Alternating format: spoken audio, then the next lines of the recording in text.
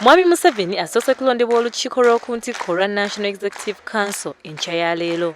Ssentebe w'akakiiko k'okulondamu NRM Dr. Tango Doi yalangiridde Mwami Museveni n'ategeeza Tamiruka nti Mwami Museveni atuukirizza ebyetaago byonna omuntu eyeetaaga ekifo kino by'alina okuba nabyo.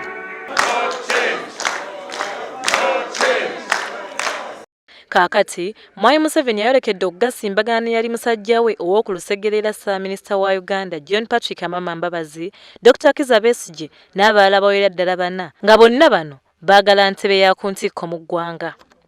Mu bawala abalondeddwa olwaleero mubaddemu Haji Moses Kigongo atutte ekifo ky'omumyuka wa ssentebe w'ekibiina.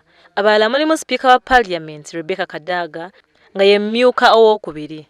Kapiteeni Michael Mukula ye mmyuka w'omu buvanjuba.